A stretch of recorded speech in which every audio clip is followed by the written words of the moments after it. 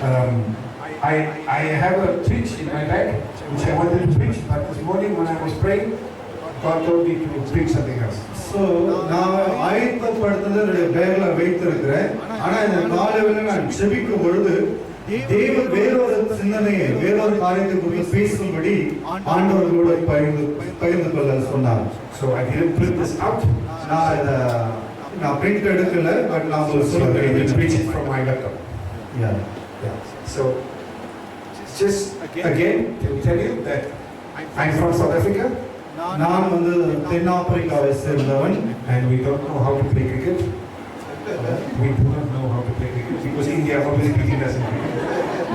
So எங்களுக்கு தெரியாது cricket எப்படி ப்ளே பண்ணணும். ஏன்னா இந்தியா வந்து ஃபுல்லாக சவுத் ஆஃப்ரிக்கா ஜெயிச்சிருதுன்னு சொல்றாரு. Always India beating us, huh? Did you watch the last week also you beat us very badly. போன வாரத்தில் கூட இந்தியா வந்து சவுத் ஆஃப்ரிக்கா கிரிக்கெட்ல ஜெயிச்சிச்சுன்னு சொல்றாரு. And Alex, my wife is from France.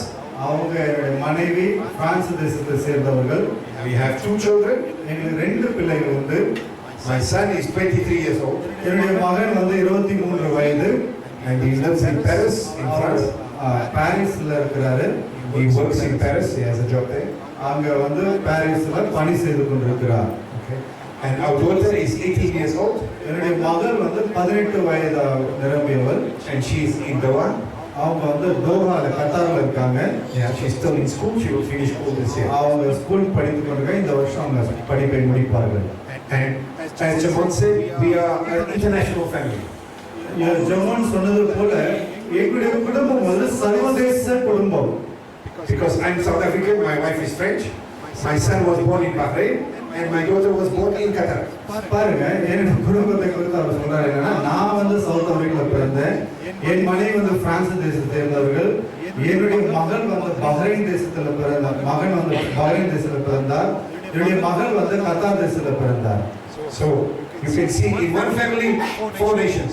பாருங்க, ஒரு குடும்பத்துல 4 நாடுகள் சம்பந்தப்பட்டிருக்கிறது. And it's the reason we are coming here. ஏன் இந்த இடத்துக்கு நாங்க வரோம்? என்ன காரணம் இங்க வருவதற்கு? Because Jesus has called us to the ends of the earth. ஏனென்றால் இயேசு கிறிஸ்து பூமியின் கடைசி வரைக்கும் சென்று அவருடைய சுவிசேஷத்தை அறிவிக்கிறார். It's not just for me and my country and my family and my village.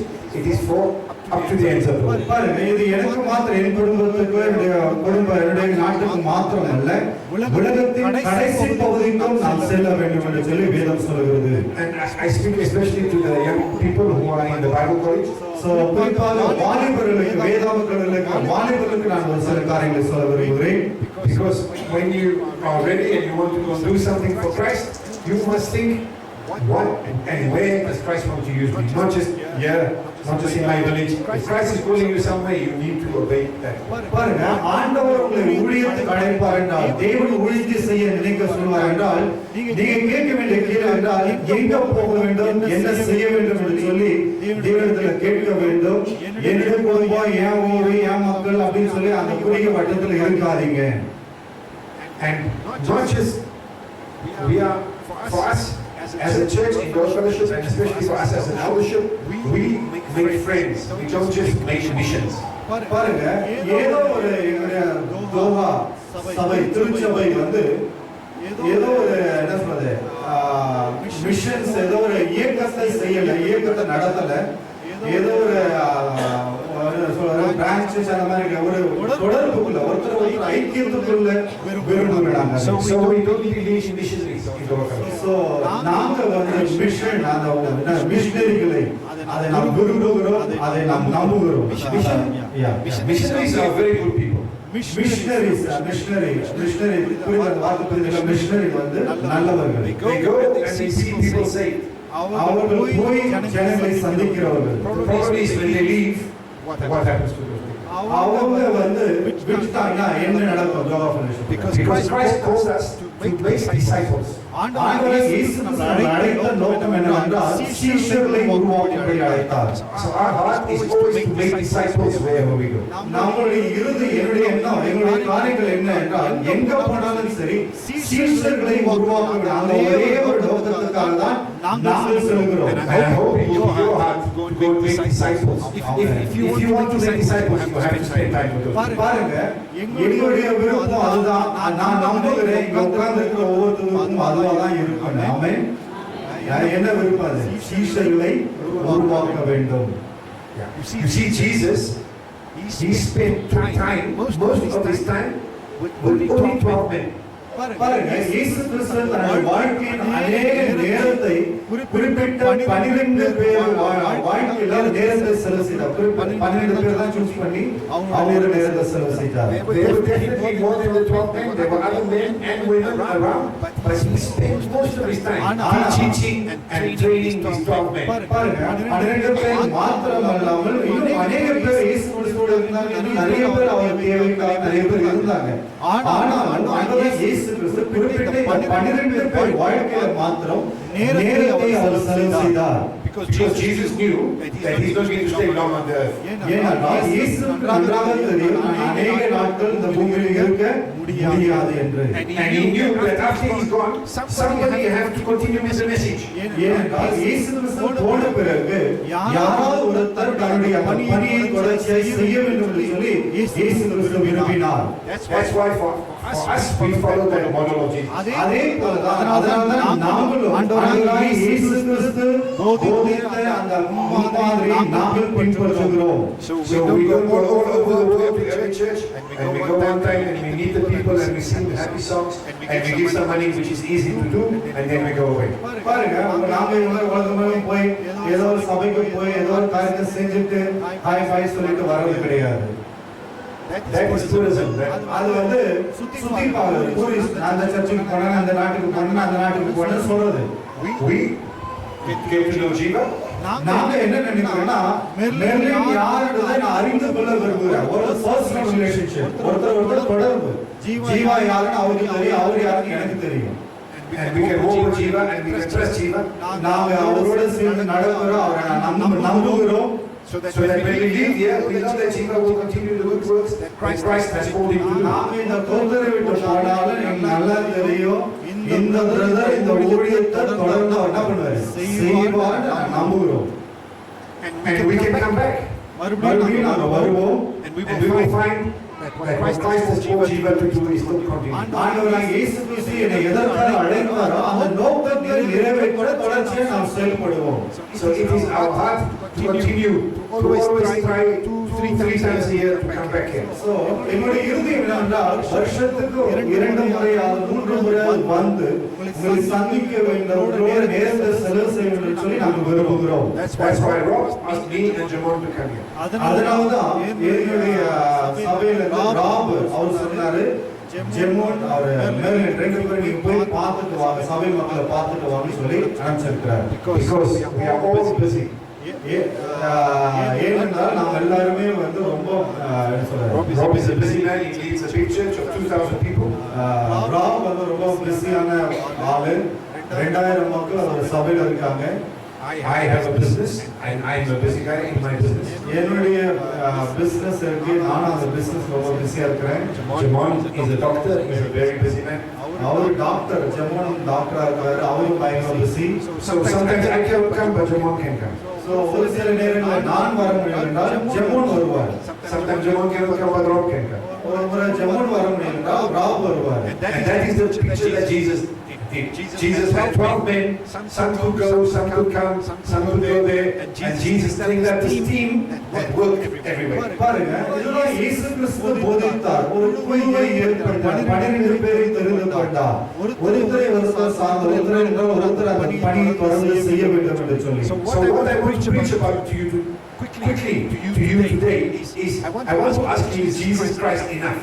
பாருங்க நான் இந்த நாளில் எதை குறித்து நான் பிரசங்கிக்க விரும்புகிறேன் என்றால் இயேசு கிறிஸ்து வாழ்க்கையில் அவர் போதுமானவராய் இருக்கிறார். Because here in the book of Colossians, கொலோசியர் புத்தகத்தில் நாம் வாசிக்கும் பொழுது we see a classic example of this thing of team and of people getting trained to be disciples and what happens when you make good disciples. இங்க ஒரு முன்மாதிரியை பார்க்கிறோம். சீஷர்களை உருவாக்குவது, அவர்கள் ஒருத்தரை சார்ந்து உருவாகி இணைந்து ஆண்டவருடைய செய்கிறதை.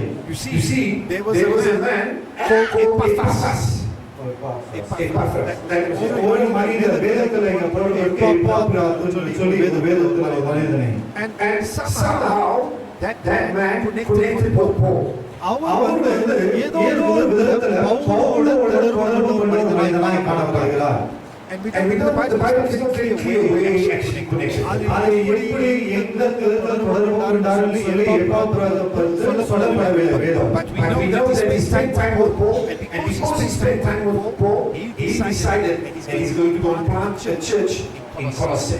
பாருங்க, அவர் எப்பாப்ராத்து பவுலோட நேரத்தை செலவு செய்தார். அவர் நன்றாக தெரியும் நாள் எப்பாப்ராத்து கடந்து சென்று கொலோசியர்ல சபையை ஸ்தாபிப்பார் என்று சொல்லி. So we see how important it is to make disciples. Because if we make good disciples, those disciples will go and make more disciples. பாருங்க, நம்முடைய நோக்கம் என்னவென்றால் நாம் சீஷர்களை உருவாக்க வேண்டும். அவர்களை நாம் சீஷர்களாக உருவாக்கும் பொழுது அவர்கள் கடந்து சென்று வேறு சீஷர்களை அவர்கள் உருவாக்குவார்கள். So we can see Epaphras, he spent time with Paul, he went back to his city Colossae, and he started a church. And in that church now is where Paul is writing this book back to Epaphras. பாருங்க, எப்பாப்ராத்து பவுலோட நேரத்தை செஞ்சார். கவனிக்கிறீங்களா? பவுலோட நேரத்தை செஞ்சார். அதன் விளைவாக அவர் இன்னொரு இடத்துக்கு கொலோசியர் பட்டணத்துக்கு போய் ஒரு சபையை அவர் என்ன பண்றாரு? நிறுவித்து ஸ்தாபித்து நடத்துகிறார். பவுல் இப்ப என்ன பண்றாரு? இந்த நிறுவத்தை கொலோசியர் நிறுவத்தை இந்த லெட்டரை எப்பாப்ராத்து அந்த கொலோசியர் ஸ்தாபிக்கப்பட்ட சபைக்கு இந்த நிறுவத்தை பவுல் எழுதுகிறார். Okay, so for time's sake, if we can read Colossians 1 from 1 to 29.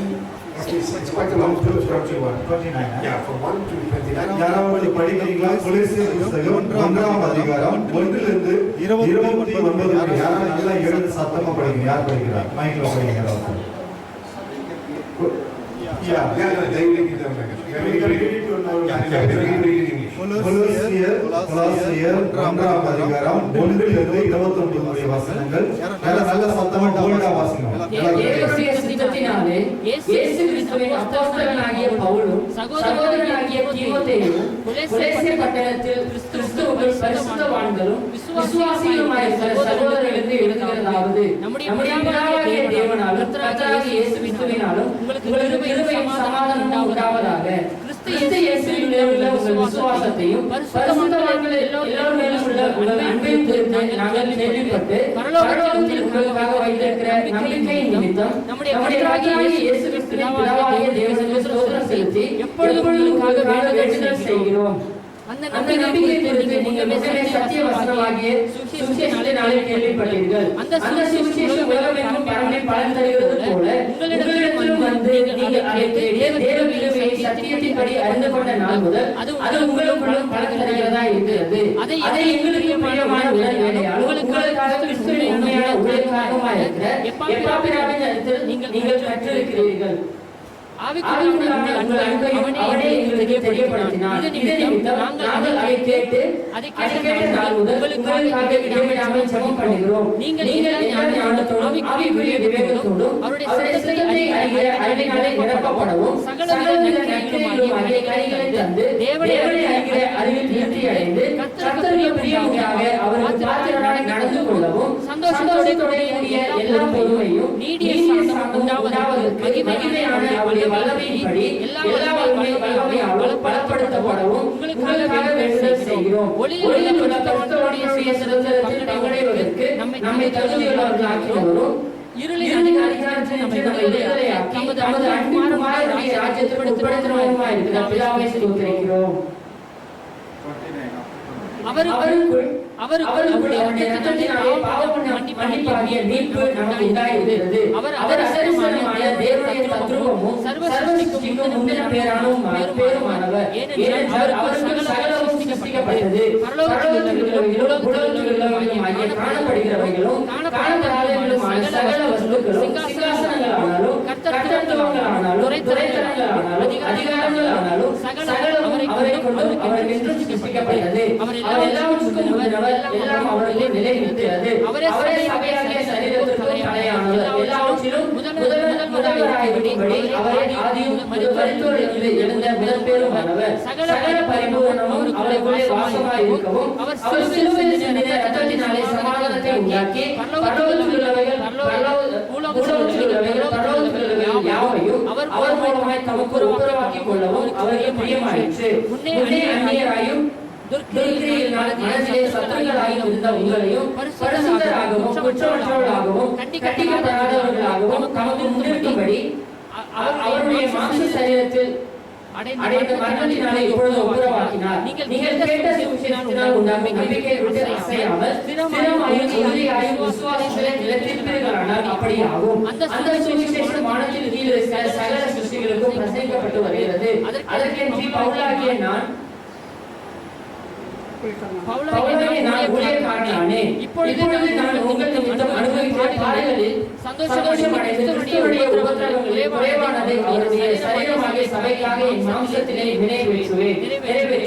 ஆதிகாலங்களுக்கும் தலைமுறைக்கும் மறைவாயிருந்து இப்பொழுது அவருடைய பரிசுத்தவான்களுக்கு வெளியாக்கப்பட்ட ரகசியமாகிய தேவ வசனத்தை பூரணமாய் தெரியப்படுத்துகிறதற்கு உங்கள் தேவனால் எனக்கு அளிக்கப்பட்ட உத்தியோகத்தின்படியே நான் அந்த சபைக்கு ஊழியக்காரனானே. புறஜாதிகளுக்குள்ளே விளங்கிய இந்த ரகசியத்தில் உள்ள மகிமை ஐஸ்வர்யம் இன்னதென்று தேவன் தம்முடைய பரிசுத்தவான்களுக்கு தெரியப்படுத்த சித்தமானார். கிறிஸ்துவானவர் மகிமை நம்பிக்கையாக உங்களுக்குள் இருப்பதே அந்த ரகசியம். எந்த மனுஷனையும் கிறிஸ்து இயேசுவுக்குள் தேவனாக நிறுத்தும்படிக்கு அவரையே நாங்கள் அறிவித்து எந்த மனுஷனுக்கும் புத்தி சொல்லி எந்த மனுஷனுக்கும் எல்லா ஞானத்தோடும் உபதேசம் பண்ணுகிறோம். Beautiful. So just thank you for reading that for Sam. Yes, thank you, Sam. Just a few things I want to quickly highlight in this. It's a long piece of scripture, but I want to explain to you what Paul was having. Paul was addressing the problems in this church in Colossus. பாருங்க, ஒரு சில காரியங்களை முக்கியமான காரியங்களை மட்டும் நான் உங்களுக்கு சொல்ல விரும்புகிறேன். பவுல் இந்த கொலோசிய திருச்சபையில என்ன விதமான சூழ்நிலைகள் பிரச்சனைகள் சொல்லி இங்க சொல்லுவதை நாம் பார்க்கிறோம். See some problems occurred there. People started to do other things. அந்த சபையில ஜனங்க செய்ய வேண்டியதை விட்டு மற்ற காரியங்களை செய்வதை நாம் அதை பார்க்கிறோம். People started to worship other things. பாருங்க, கவனிங்க, தயவுசெய்து கவனிங்க. ஜனங்க வந்து ஆராதிக்கிற விட்டு மற்ற காரியங்களை என்ன பண்றாங்க? ஆராதிக்கிறாங்க. And people Epaphras came with a message of Jesus Christ and Jesus Christ crucified and Jesus Christ risen from the dead, and this is the way we should live and this is who we should follow. But people started to add some things. பாருங்க, எப்பாப்ராஸ்ல என்ன சுவிசேஷம் சொல்றாங்க? இயேசு கிறிஸ்து உங்களுக்காக மரித்தார், சிலுவையில் அறையப்பட்டார், மூன்றாம் நாள் எழுந்தார். இந்த சுவிசேஷம் சொன்னா அந்த கேட்ட ஜனங்க அந்த சுவிசேஷம் மாத்திரமல்ல, கூட ஒரு சில காரியங்களை என்ன பண்ணிட்டாங்க? சேர்த்து கொண்டார்கள். And so Epaphras, he traveled all the way to Rome to go and see Paul, to ask him about all of these things, whether they are right or whether they are wrong. பாருங்க, எப்பாப்ராஸ் Rome வரைக்கும் பயணம் செய்து போனார், இவங்க செய்து சரியா தவறா என்பதை குறித்து. Because sometimes again it's a picture of working together in a team. It is good for us. If we work alone, sometimes we will not know everything. Sometimes we will not do everything. But if we have friends, then Jiva can go to Rob and say, Rob, I'm thinking about this, or I'm having this problem. What do you think? What do you think, Jamal, about this? What do you think, Merlin, about this? Then we can all pray and ask God for wisdom. பாருங்க, தனியாக நாம் ஊழியம் செய்வதற்கும் தனியாக நடப்பதற்கும் ஒரு குழுவாக இணைந்து செய்வதற்கும் வித்தியாசம் உண்டு. தனியாக இருக்கும்போது நம்ம பல காரியங்களை குழம்பி போக கஷ்டப்படும் தனியாக. ஆனா ஒரு குழுவாக இருக்கும்போது கால் பண்ணுவோம், ஜெர்மன் கேட்போம், இல்லை ஆவுக்கு ஃபோன் பண்ணுவோம், இல்லை மெர்லின் ஃபோன் பண்ணி இந்த மாதிரி சூழ்நிலைக்கு எப்படி செய்யணும், என்ன பண்ணுவோம், ஆலோசனை நாம் என்ன பண்ணுவோம், பெற்றுக்கொள்வோம். That's what Jesus called us. To work in teams. Even if that team is not in the same country, in the same place, let's work in teams together. Let's have brothers and friends everywhere. அதற்காக தான் ஆண்டவராகிய இயேசு கிறிஸ்து ஒரு குழுவை டீமாக குழுவாக இணைந்து செயல்படும்படி 12 பேரை தெரிந்து கொண்டார். So I'll just tell you a few things that started to happen in the church in Colossae. ஒரு சில காரியங்களை உங்களுக்கு அறிவிக்கிறேன், கொலோசிய திருச்சபையில் என்ன நடந்தது என்று. Because I think very much what happened in Colossus in 2000 years ago is happening in churches even today. பாருங்க, 2000 வருஷத்துக்கு முன்பாக கொலோசிய திருச்சபையில் நடந்த சம்பவங்கள் இன்றைக்கு நம்முடைய காலகட்டத்தில் நம்முடைய சபையில் அதே காரியங்கள் நடந்து கொண்டிருக்கிறது. Because when I tell you, you will start to see that some of the things that these people in Colossians believed 2000 years ago, even some of us believe today. பாருங்க, 2000 வருஷத்துக்கு முன்னாடி நடந்த காரியங்கள், கொலோசிய மக்கள் விசுவாசித்த விசுவாசங்கள், இன்னைக்கு நம்ம திருச்சபையில இன்னைக்கு இந்த மக்கள் விசுவாசிக்க அதை பின்பற்றுகிறார்கள். One of the things they believed ஒரு காரியம் அவர்கள் விசுவாசித்தார்கள் was that the spirit, everything spiritual is good and everything matter is bad. Matter means this is bad, this is bad, my body is bad. Anything matter that you can see and touch is bad, but anything from the spirit is good. Yeah. பாருங்க, ஆவி எல்லாமே ஆவியை சார்ந்து இருக்கு, எல்லாமே அது ரொம்ப நல்லது. ஆவி நலம்னு சொல்லி எல்லாமே ஆவிக்குரிய காரியங்களை அவன் நம்பினாங்க, நல்லதுனாங்க. மற்ற காரியங்கள் மொபைல்ல தர்றது, புக்ல தர்றது, இந்த டேபிள்ல தர்றது இதெல்லாம் வந்து பரிசுத்தம் கிடையாது, இதெல்லாம் நல்லது கிடையாது அப்படின்னு சொல்லி கொலோசிய திருச்சபை மக்கள் என்ன பண்ணாங்க? விசுவாசத்தாங்க. புரியுதுங்களா நான் பேசுறது? தயவு செஞ்சு எல்லாம் ரெஸ்பான்ஸ் பண்ணணும், நீங்க கவனிக்கணும். It starts small, but it gets very big. I'll tell you quickly how it gets big. They even believed that Jesus could not be God. Because if Jesus was God, he could not become a man. Because to be a man is evil and dirty. How can God become a man? Because matter. பாருங்க, அந்த திருச்சபை மக்கள் என்ன விசுவாசித்தாங்கன்னா, இயேசு கிறிஸ்து கடவுளா இருந்தார் என்றால் அவர் எப்படி ஒரு மனுஷனாக வர முடியும்? ஏனென்றால் மனுஷன் வந்து பாவம் நிறைந்தவன், அசுத்தம் நிறைந்தவன், அவர் எப்படி கடவுளா மனுஷனா வந்தாருன்னு சொல்லி அவங்க அதை விசுவாசிக்க போனார்கள். And so you see how quickly a small thing we can say this is bad, and then we end up with Jiva is bad. Our small thing, if we don't address the small problem that arises, it grows into a big thing in 5 years' time. பாருங்க, ஒரு சின்ன ஒரு காரியம் இது தவறுன்னு சொல்லி அவங்க முடிவு பண்ணி தொடர்றது தவறு. இது வந்து எதுக்கு அவங்க நடந்து கொண்டது என்றால் தவறான உபதேசத்துக்குள்ள அவங்க நடத்த செல்ல வேண்டியதாக இருந்தது. Can you explain a little bit this? I will explain why. So I will say. So what did Paul say? What is Paul's answer to Epaphras? Paul says to Epaphras, he says, God created everything. பாருங்க, எப்பாப்ராத்துக்கு பவுல் என்ன பதில் சொன்னார்? அதுதான் இப்ப பார்க்க போறோம். ஆண்டவர் படைத்தது எல்லாமே நல்லதுதான். Paul said that God created heaven and he created earth. And everything on earth that God created is good. பாருங்க, ஆண்டவர் வானத்தின் பூமி படைத்தார், அவர் படைத்தது எல்லாமே நல்லது. Therefore matter cannot be evil because God created it. Bad or evil. Okay. Yeah. So, can I repeat that?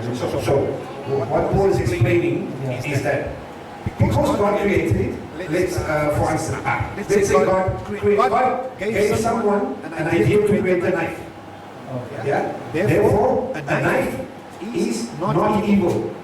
It can be used for evil. I can stab you with a knife. But the knife is not evil because God created it. பாருங்க, ஒரு கத்தி உதாரணத்துல கவனிங்க. கத்தி இருக்கு, அந்த கத்தி வந்து தீமை கிடையாது. ஆனா அந்த கத்தியை வந்து பயன்படுத்துற விதம் தான் முக்கியம். அது எதுக்கு நல்லதுக்கு பயன்படுத்தணும்னா தீமைக்கு பயன்படுத்துறவங்களை நாம் அறிந்து கொள்ள வேண்டும். So things that you see, that you can touch, are not evil. God has created them, they cannot be evil. பார்க்கிறது, தொடுறது தப்பு கிடையாது, சரிங்களா? ஆனா அதை எப்படி நாம வந்து செயல்படுத்துகிறோம் அதுதான் ரொம்ப ரொம்ப முக்கியம். Okay, that was one of the things that they believe. Another thing they believe is that we must follow ceremonies and rituals and restrictions in order to be holy. பாருங்க, பரிசுத்தமா இருப்பதற்கு ஒரு சில நியமங்கள், ஒரு சில வழிமுறைகள், ஒரு சில காரியங்கள் என்ன பண்ணாங்க, பின்பற்றுவதா இருந்தாங்க கொலோசிய திருச்சபை. So they believe all the Jewish festivals were necessary. You need to keep all the Jewish festivals. You need to circumcise the men. You need to bring offerings to the church. You need to slaughter animals. You need to do all these things in order to be saved. பாருங்க, நீங்க ரட்சிக்கப்படணும்னா என்ன பண்ணணும்? யூத கலாச்சாரத்துல பின்பற்றின பண்டிகைகள், பலி செலுத்துற காரியங்கள், பண்டிகை காலங்கள் அனுசரிக்கணும், இப்படிதான் நடக்கணும், இப்படிதான் ட்ரெஸ் பண்ணணும் சொல்லி பல காரியங்கள் அவங்க என்ன பண்ணாங்க, அதை பின்பற்ற ரட்சிக்கப்படவில்லை. அவங்க வந்து விசுவாசத்தாங்க, அவங்க கிட்ட இந்த குறைகள் இதெல்லாம். So you see that even today in some churches. இன்னைக்கு ஒரு சில சபைகள் இதை பின்பற்றுகிறார்கள். Some churches you have to wear a cross. ஒரு சில சபைகள்ல என்ன பண்ணோம், கிராஸ் போட்டுனா என்ன பண்ணோம், நிக்கணும். There has to be a statue of Mary here. அவங்க ஒரு பெரிய ஒரு சிலை வச்சு அதெல்லாம் நீ என்ன பண்ணணும், வணங்கணும். You have to take a little bit of water and do this. You can come into the church. அந்த என்னது பரிசுத்த தண்ணி எடுத்தாங்க, இதெல்லாம் போட்டு இதெல்லாம் போடணும் அப்படிலாம் நீங்க சொல்றாங்க. Some churches believe that you have to on certain days do certain things. Certain festivals need to be certain festivals need to be held. Yeah. ஒரு சில பண்டிகைகளை நாம் அனுசரிக்க வேண்டும் என்று சொல்லி ஒரு சில சபைகள் என்ன பண்றாங்க, நாட்கள்ல சொல்றதை நாம் பார்க்கிறோம். பழைய அந்த பாரம்பரியத்தை சார்ந்து ஒரு சில காரியங்களை செய்ய வேண்டும் என்று சொல்லி. It is good to have some symbols and to follow some festivals and some celebrate some dates like Christmas and Easter and Ascension Day. It is good, it is not bad. But those things don't get us saved. பாருங்க, பண்டிகைகளை அனுசரிக்கிற ஒரு சில காரியங்கள், மகிழ்ச்சியா இருக்கிற காரியங்கள், அது okay, நல்லதுதான். ஆனா அதுதான் நம்மள ரட்சிப்பு நடத்தும். அதை கண்டிப்பா செய்யணும், பாரம்பரியமா நம்ம பின்பற்றவே கூடாது. See, Paul explained that sacrifices and holy days and circumcision, those were only shadows and pictures to teach Israel God and Jesus Christ coming. இந்த பண்டிகைகள், பலி செலுத்துற காரியங்கள், ஒரு சில காரியங்கள், நியமங்கள் எல்லாம் எதை ஒரு படமா இருக்கிறது என்றால், ஆண்டவராகிய இயேசு கிறிஸ்து நமக்காக சிலுவையில் அறையப்பட்டது. அது ஒரு காரியமா அது நமக்கு வெளிப்படுகிறது. Because Jesus Christ is all you need. You don't need anything. இயேசு கிறிஸ்து உங்களுக்காக எனக்காக எல்லாவற்றையும் என்ன பண்ணிட்டார், செய்து முடித்தார். நீங்கள் நானும் இன்னும் எதுவும் செய்ய வேண்டிய அவசியமே இல்லை. All is saying here is Jesus Christ and Him crucified and the blood He paid for us on the cross. That is all. We don't need to add something and we don't need to subtract anything. பாருங்க, இயேசு கிறிஸ்து சிலுவையில் உங்களுக்காக உங்களுடைய பாவங்களை ரத்தத்தை சிந்தினார். அதனால நாம் புதிதாக எதையும் அதோட சேர்க்கணும், இதை சேர்க்கணும், இதை பண்ணணும், அதை பண்ணணும், நாம எதுவும் பண்ண வேண்டிய அவசியமே இல்லை. ஆமென். Another thing they believed in that church is that you must deny yourself. You must not do certain things. You must not eat certain things. You can only do some things on some days, and on another day you need to do something else. So they started to believe all of these things. ஒரு சில காரியங்கள் மூன்றாவது கிராமத்திட்ட இருந்த இந்த காரியம்னா, ஒரு சில காரியங்களை நீங்க இதை சாப்பிடக்கூடாது, இதை செய்யக்கூடாது, இந்த நாள்ல இதை செய்யக்கூடாது, அதனால இந்த காரியத்தை சாப்பிடக்கூடாது அப்படின்னு சொல்லி ஒரு சில காரியங்களை அவங்களா வகுத்து வச்சுக்கிட்டாங்க இந்த திருச்சபை மக்கள். For instance, if you remember the Jews, if they touched their dead body, then they were unclean for 14 days. They had to go. So they started to bring those things into the church. பாருங்க, ஒரு உதாரணத்துக்கு நான் சொன்ன கவனிங்க. யூத கலாச்சாரம் எப்படிப்பட்டதுன்னா, யூத மக்கள் ஒரு மரித்த ஒரு சடலத்தை பிரேதத்தை தொட்டார் என்றால் 40 நாட்கள் தள்ளி வைக்கணும். அவங்க 40 நாள் அவங்க தீட்டாயிட்டாங்க. அப்படிப்பட்ட ஒரு சில சடங்காச்சாரங்களை இந்த துளசி திருச்சபை மக்களும் பின்பற்றினார்கள். Because Paul was saying to the church in Colossians, if you keep reading the book of Colossians, I think in chapter 3, he starts to address especially this point. கொலோசியர் 3வது நீங்க படிச்சீங்கன்னா இப்படிப்பட்ட காரியங்களை அந்த அதிகாரத்துல பவுல் வந்து அதை சொல்லுகிறார். Because what he's saying is that living like that is the word is asceticism, which is quite a big word. Don't know if you. Paul is saying living like that is that asceticism, and that brings pride. பாருங்க, சந்நியாச வாழ்க்கை வாழ்வது ஒரு பெருமைக்குரியதாக கருதினார்கள். Paul said, if you start to live like that, I am not going to touch this, I'm not going to eat this, I'm not going to think this, I'm not going to talk that, I'm not going to touch this, then you start to live like pride. Now I am the holy man, I cannot do, I cannot touch, I cannot eat. பாருங்க, அவங்க எப்படி நினைச்சாங்க தங்களை ஒரு பெருமைக்குரியவர்களா நினைச்சாங்க. நான் இதை செய்ய மாட்டேன், அதை பண்ண மாட்டேன், நான் இங்க உட்கார மாட்டேன், அவங்க கிட்ட பேச மாட்டேன் அப்படின்னு சொல்லி ஒரு சன்னியாசி எப்படி இருப்பாரோ எதுலயும் ஈடுபாடு இல்லாம அப்படியே அவங்க தன்னை ஒரு பெருமையா ஒரு கர்வமாக தன்னை நினைத்துக் கொண்டார்கள். Paul says, set your minds on things above and not on earthly things.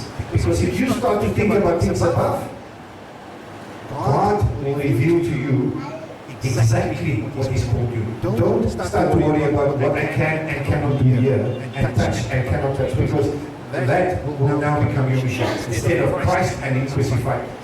Set your mind on things above. பாருங்க, பவுல் வந்து தெளிவாக சொன்னார், இந்த பூமிக்குரியவர்களை தேடாதீங்க, மேன்மையானவர்கள் என்ன பண்ணுங்க, தேடுங்க. பூமிக்குரிய காரியங்களை, பூமிக்குரிய சிந்தனைகள் அல்ல, மேலானவர்களை தேடுங்க. ஆண்டவருடைய மேலான ஆசீர்வாதங்களை நோக்கி பாருங்க அப்படின்னு சொல்லி அவர் சொன்னார். Another thing they did in that church, they started to believe that angels must be worshipped. பாருங்க, அந்த திருச்சபையில் இருந்த இன்னொரு முறை என்றால் அவங்க தேவ தூதர்களை ஆராதித்தார்கள். Again, Paul tells them, angels were created by God. பாருங்க, பவுல் மறுபடியும் அங்க சொல்றாரு, தேவ தூதர்களை படைத்தது தேவன், ஆண்டவராகிய இயேசு கிறிஸ்து. And because they were created by God, they are not to be worshipped. அவர் தேவனால படைக்கப்பட்டதனால அவங்க ஆராதிக்கக்கூடியவர்கள் அல்ல. கவனிக்கிறீங்களா? God uses angels, but we don't worship the angels. ஆண்டவர் தேவ தூதர்களை பயன்படுத்துகிறார், ஆனா தேவ தூதர்களை நாம் என்ன பண்ண வணங்கவே கூடாது. We worship the one who created the angels. பாருங்க, ஏஞ்சல் அந்த தேவ தூதர்களை படைத்த ஆண்டவரை நாம் என்ன பண்ணணும், ஆராதிக்க வேண்டும். அவரை தான் நாம் என்ன பண்ணணும், வணங்க வேண்டும். And it's the same thing today. We do not worship Jiva because he's the leader of the church. We worship the one who made Jiva. ஆமா, இன்னைக்கு நாம வந்து இன்னைக்கு ஊழியக்காரர்கள், நான் தான் பெரிய, நான் தான் ஸ்பெஷல் கிஃப்ட், நான் தான் அனாயிண்டட் பர்சன் சொல்லி என்ன தேடி வரக்கூடாது. என்ன அபிஷேகம் பண்ண, என்ன பயன்படுத்துற ஆண்டவரை தான் நம்ம என்ன பண்ணோம், பயன்படும். ஊழியர்களை தேடி போகக்கூடாது. யாருக்கு போய் எனக்கு தலைப்பு, எனக்கு அவங்களை வெளிப்படுத்துங்க, உங்களுக்கு ஏதாவது வெளிப்படுத்துன்னு கேட்கக்கூடாது. யாரை கேட்கணும், ஆண்டவர்கிட்ட கேட்கணும். Okay. Another thing that he did in that church is that Jesus Christ could not be human and God and divine. இயேசு கிறிஸ்து அவர் வந்து மனிதனா இருக்க முடியாது, கடவுளாக இருக்க முடியாது அப்படின்னு சொல்லி அவங்க சொல்றாங்க. What we need to know and what we need to believe is that Jesus Christ was a man just like you and me. இயேசு கிறிஸ்து அவர் உங்களைப் போலவும் என்னைப் போல சாதாரண ஒரு மனிதனாக இருந்தார், பூமியில பிறந்தார். Because Paul is very clear on this. Paul says that Jesus Christ is the Son of God who was sent down to earth to be the head of the church and to die for us and make a sacrifice so that we do not have to go through the church that we பாருங்க, அந்த திருச்சபையில் இருந்த ஒரு குறை என்றால் அவர் எப்படி கடவுள் எப்படி மனிதனாக பிறந்திருக்க முடியும்னு சொல்லி அவங்க நம்பினாங்க. ஆனா வேதம் தெரிவித்து உங்களுடைய பாவங்களுக்கு என்னுடைய பாவங்கள் ஆண்டவர் இயேசு கிறிஸ்து என்ன பண்ணாரு, பூமியில வந்தார், மனிதனாய் நம்மோடு சஞ்சரித்தார் என்று. Another thing that the church believed is that there is some secret knowledge that is not available to everyone. And only when you get that secret knowledge can you go to heaven. It's almost like only Jiva and Merlin and Jamon know some things. You cannot know it. Therefore they are more holy than you. That's what they started to believe. பாருங்க, அந்த திருச்சபையில் இருந்த இன்னொரு குறை என்னவென்றால் அவங்களுக்கு ஒரு விசேஷ ஞானம், விசேஷ வெளிப்பாடு இருந்தால்தான் எங்க போக முடியும், பரலோகம் போக முடியும். அது ஒரு குறிப்பிட்ட ஆளுக்கு மட்டும்தான். ஜெர்மன் சார் மாதிரி தான் இல்லை, மெர்லின் மாதிரி தான் இல்லைங்க, இவங்கள மாதிரி பாஸ்டர் மாதிரி இருக்கணும், அவங்க மாதிரி தான் அதெல்லாம் கிடைக்கும் அப்படின்னு நினைச்சு அவங்க ஒரு விசுவாசத்தில் இருந்தாங்க. It's called Gnosticism. There's some secret knowledge. ஒரு ஸ்பெஷல் ஒரு கிஃப்ட், அது அனாயிண்டிங் அது இருக்கணும், ஞானம் இருக்கணும், வெளிப்பாடு இருக்கணும், ரகசியம் தெரிஞ்சிருக்கணும் அப்படின்னு சொல்லி அவங்க இருக்காங்க. I have some news for you. There is some secret knowledge. பாருங்க, ஒரு ரகசியம் இருக்கு. நான் சொல்றேன், அது என்ன ரகசியம்? God has some secret knowledge. ஆண்டவர் நமக்கு ஒரு ரகசியத்தை வச்சிருக்கிறார். But that secret knowledge has been told to all of us.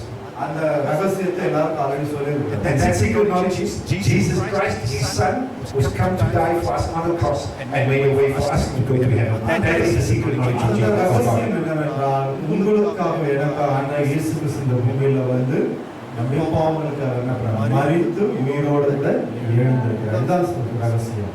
So we all know the secret. நம்மளால தெரிந்த ரகசியம். And And for us it's easy because we have to believe in Jesus Christ, believe that He died on the cross to pay for our sins, and then He rose again after 3 days, and He's sitting at the right hand of God and made a way for us to go and be with Him. பாருங்க, நமக்கு தெரியும் ஆண்டவராகிய இயேசு கிறிஸ்து நமக்காக வந்தார், நமக்காக மரித்தார், நம்மளோட உயிரோடு எழுந்தார், இன்னைக்கு அவர் பரலோகத்தில் இருக்கிறார், நம்மளுக்காக அவர் மறுபடியும் வரப்போகிறான்னு சொல்லி இந்த ரகசியம் நம்ம ஒவ்வொருத்தருக்கும் வெளிப்படப்பட்டதாய் இருக்கிறது. Another thing that they believe in this church, அடுத்த ஒரு காரியம் அவங்க விசுவாசித்த காரியம் என்னவென்றால், that it is even better to mix some religions together. ஒரு சில ரிலீஜியஸ் மதங்களை அரவணைக்கிறது, இதெல்லாம் இருக்கிற எல்லா மதங்களோட என்ன பண்ணிக்கலாம், ஒத்து போற காரியங்கள். Because if Christianity is good, maybe we should bring a little bit of Islam inside, maybe we bring a bit of Buddhism inside, maybe we bring a bit of Hindu inside, and we will be better, no? கிறிஸ்தவ மதம் வந்து நல்லதுதான், கிறிஸ்தவ ஆதரவு பின்பற்ற நல்லதுதான், கூடவே கொஞ்சம் முஸ்லீம் ஒரு சில காரியங்கள் சம்பந்தம் அவங்க செய்யற பாரம்பரிய காரியங்கள், புத்த மதத்தில் இருக்கிற ஒரு சில பாரம்பரிய காரியங்கள், அதையும் அவங்க என்ன பண்ணாங்க, பின்பற்றுவதாய் காணப்பட்டார்கள். I think it's called Shadi in syncretism.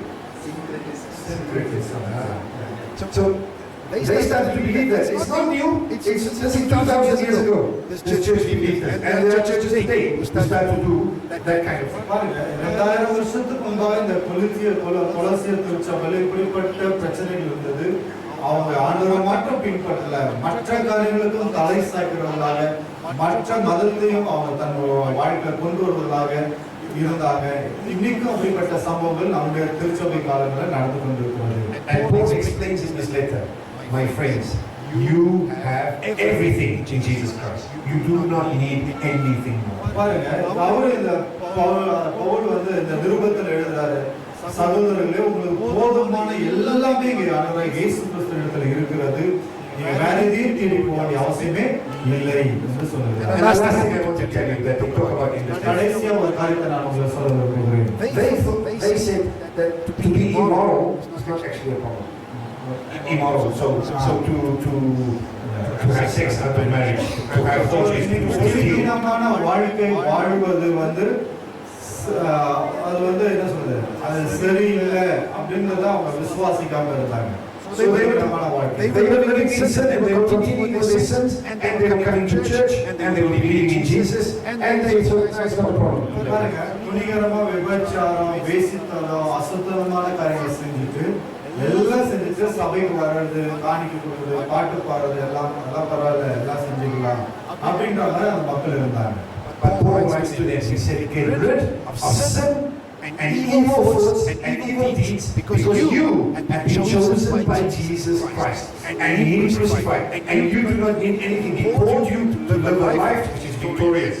பாருங்க, இன்னைக்கு பவுல் வந்து அந்த திருச்சபை மக்களுக்கு சொல்லுகிறார், நீங்க வெற்றி பெற்ற ஒரு வாழ்க்கை வாழ, இந்த மாதிரி பாவத்துக்கு அடிமையான வாழ்க்கை அல்ல, பலதரப்பட்ட எல்லா தீமையான காரியங்களை விட்டு, பலதரப்பட்ட காரியங்களை விட்டு விலகி நீங்க தேவனுக்கு பிரசுத்தமான ஜனங்களாய், வெற்றி ஜெயிக்கிற ஜனங்களாய் நீங்க இருக்கணும்னு சொல்லி அந்த சபை குறித்து அவர் So you see, every one of these lies that the church believed in, Paul argued against it and proved with only one thing. பாருங்க, இந்த மக்கள் வந்து இந்த திருச்சபை மக்கள் இப்படிப்பட்ட பல காரியங்களை அவங்க வந்து வேதத்தில் இல்லாத காரியங்களை அவங்க பின்பற்றினாங்க. ஆனா பவுல் ஒரே ஒரு காரியத்தை அவர் வலியுறுத்தி சொல்கிறார்.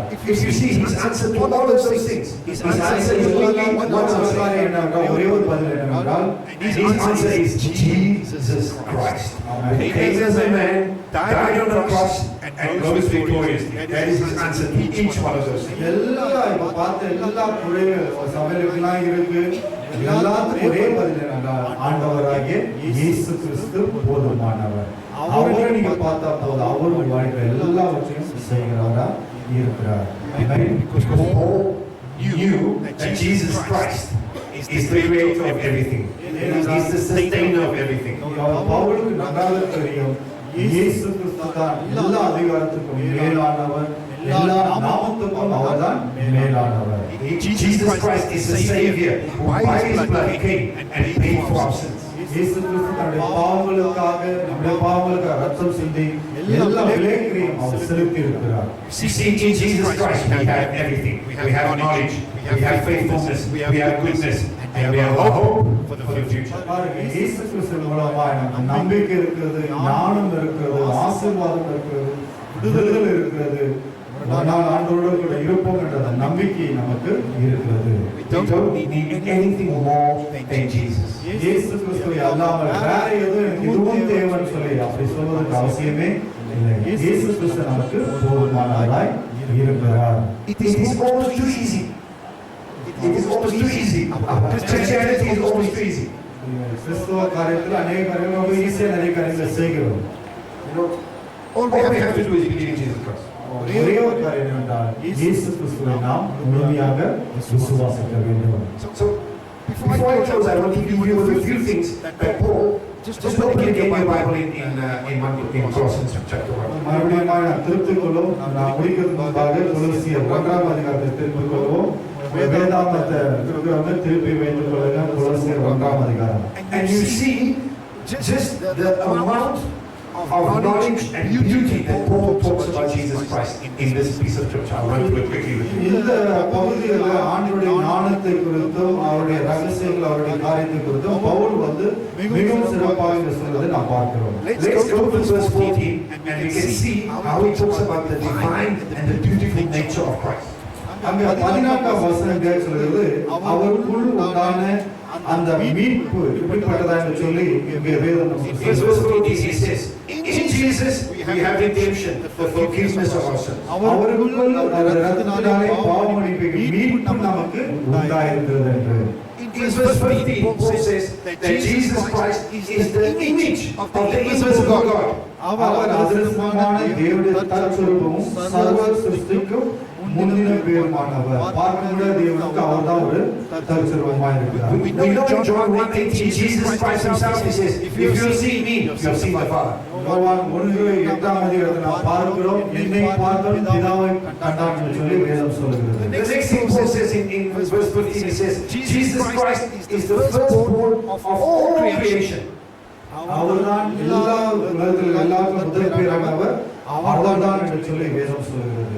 And he's the only son of God, he says it there. அவர்தான் ஒரே ஒரு தேவனுடைய குமாரன், அவர் மாத்திரமே. In verse 16 he says that all things were created through Jesus and all things were created for Jesus. இயேசு கிறிஸ்து மூலமாக அவருக்குள்ளாக அவர் மூலமாக எல்லாமே சகலமும் சிருஷ்டிக்கப்பட்டது என்று. In verse 17 Paul writes that Jesus is the beginning of all things and in him everything holds together. 17ஆம் வசனத்தில் அவர் எல்லாவற்றிலும் முந்தினவர், எல்லாம் அவருக்குள் நிலைநிற்கிறது. In verse 18 he says Jesus is the head of the body, the church, and is the beginning of all things. 18ஆம் வசனம் சொல்கிறது அவரே சபையாகிய சரீரத்துக்கு தலையானவர், எல்லாவற்றிலும் முதலாயிருக்கும்படி அவரே ஆதியும் மரித்தோரிலிருந்து எழும்பின முதல் பெருமானவர். He also says in verse 18 he says that Jesus is the firstborn amongst the dead. அவரே ஆதி மரித்தோரிலிருந்து முதல் எழுந்த முதல் பெருமானவர் என்று சொல்லி 18ஆம் வசனம் அங்கே சொல்லப்படுகிறது. But that's not in terms of time. He's not first in terms of time. That is first in terms of honor, because we know that these people who died before him and were raised. பாருங்க, இது இயேசு கிறிஸ்து முதல் பேர் மரித்த முதல் பெருமானவர் சொல்றது வெறும் காலத்தை மாத்திரம் அது குறிக்கல. இது கணத்தை கூடாது. அவர்தான் எல்லாவற்றையும், ஏன்னா இயேசு முன்பாக நாட்கள் இருந்து ஆட்கள் இருந்தாங்க. ஆனா அவர் எல்லாவற்றுக்கும் மேலானதை கனம் பண்ணக்கூடியதா இருக்கிறது. And because Jesus Christ is the firstborn amongst the dead, we have a hope that we will rise just like him. One day when we die, we are going to rise. பாருங்க, இயேசு கிறிஸ்து தான் முதல் பேரானவர். அவர்தான் எல்லாவற்றுக்கும் முதல் பேரானவர். நமக்குள்ள ஒரு நம்பிக்கை இருக்கிறது. நாமும் மரித்தால் நாமும் உயிரோடு கூட எழுந்திருப்போம் என்ற நம்பிக்கை. And again in verse 18 he says Jesus Christ is the Lord of everything. 18ஆம் வசனம் சொல்கிறது அவர்தான் எல்லாவற்றுக்கும் மேலான, எல்லா நாமத்துக்கும் எல்லாத்துக்கும் தலையான தெய்வம் அவர்தான். In verse 19 he tells us that in Jesus the fullness of God was revealed. Yes, he pleased to dwell in Jesus, the fullness of God. இயேசு கிறிஸ்துவுக்கு மூலமாக சகலம் பரிபூர்ணம் அவருக்குள்ளே வாசமாய் இருக்கிறது. இயேசு கிறிஸ்து சகலம் பரிபூர்ணமாய் இருக்கிறது என்று. in verse 9, in verse 20, it says that Jesus Christ reconciles everything to himself, whether it is on earth or in heaven. Jesus Christ reconciles everything to him. பாருங்க, இயேசு கிறிஸ்து எல்லாவற்றிலும் ஒரு என்ன சொல்றாரு? reconcile நம்ம புதுப்பிக்கிறார், நம்மை உயிர்ப்பிக்கிறார். 18 யோவான் வசனம் சொல்லுது, சிலுவையில் சிந்தின ரத்தம் சமாதானத்தை உண்டாக்கி பூலோகத்தில் பரலோகத்தில் யாவும் அவர்களால் தம்முடைய ஒப்புரவாக்கி reconcile ஒப்புரவாக்குறார் நம்மளோட. And in verse 20, he says that Jesus makes peace by the blood of the cross. By the blood of the cross, Jesus brought peace to the whole world. பாருங்க, இயேசு கிறிஸ்து ரத்தத்தின் மூலமாய் எல்லாவற்றுக்கும் விடுதலை ஆண்டவர் கொடுக்கிறார். So today, I want to leave you with this. இந்த வார்த்தையை சொல்லி நான் முடிக்க விரும்புகிறேன். There's one question I want to ஒரே ask. ஒரு கேள்வி உங்களை பார்த்து நான் கேட்க விரும்புகிறேன். Is Jesus Christ enough for you? இயேசு கிறிஸ்து உங்கள் வாழ்க்கைக்கு அவர் போதுமானவராக இருக்கிறாரா?